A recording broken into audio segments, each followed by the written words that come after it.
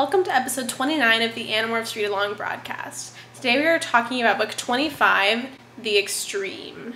This book is really notable for being the first ghostwritten book of the series, and I do unfortunately think that with this book you can tell that it's ghostwritten. There will be other books where it's pretty seamless, but this one in particular, I think the writer was having a hard time capturing Marco's tone and Marco's personality.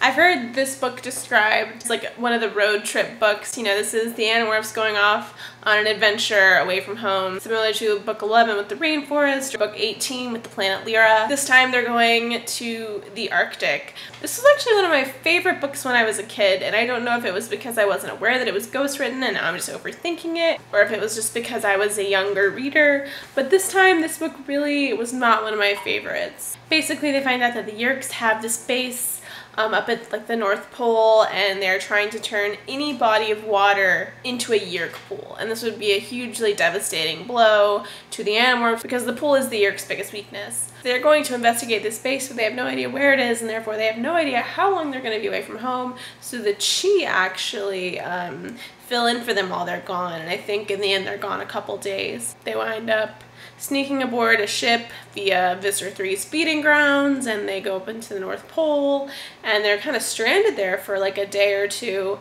and they don't have any good morphs, and so for a long time it's just kind of this miserable trudge through the frozen wasteland. Eventually they do get better morphs. They get a seal morph, and then they get a polar bear morph, and are able to destroy the base and stop this plan from happening. I don't want to be too critical, but I do feel like there was a lot wrong with this book.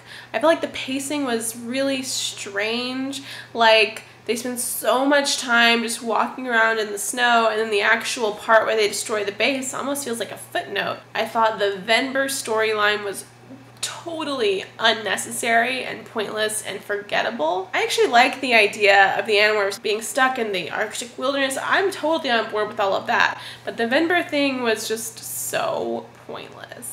And you could tell they were trying to like hit some emotional heartstrings with that storyline, like, oh, these poor creatures have been reborn for this horrible purpose. The emotional depth really wasn't there. The whole Venber storyline was just poorly executed. I do feel like we're getting into a new chapter of the Animorphs series. All of these characters are new people. They're very different now from who they were at the beginning. Their dynamics are ever evolving. The group vibe is different now. And that's really a sign, I think, of the progression of the series, but also a side effect of the fact that this is ghostwritten. I do have to acknowledge that this book has one of my favorite Animorph quotes ever, which is when someone says, "What do polar bears eat?" and Marco says, "Dumb kids playing hero."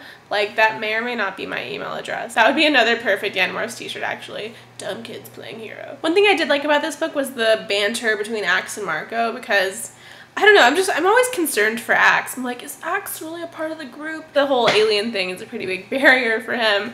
So I do think Axe starts to integrate into the group more fully at this point in the series, and I dig that.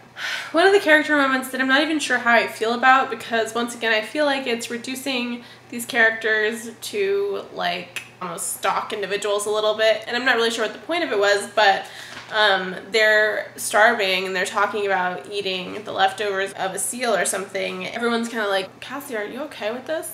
And she gets really mad, and she's like, "When did you start thinking I was some kind of fanatic? We're freezing, we're starving, and I'm going to go all tree-hugging, never eat anything with a face on you?" Cassie obviously comes into conflict with the group quite a bit about her ideological differences about a lot of issues, but this whole thing felt weird and contrived to me, because like obviously the group knows she's not a fanatic, and like she's not even a vegetarian. Like, whenever they were back in dinosaur BC, Cassie was like Miss Survival. So this idea that she's going to have issues seems like weird, but at the same time I guess seals are super cute, so whatever.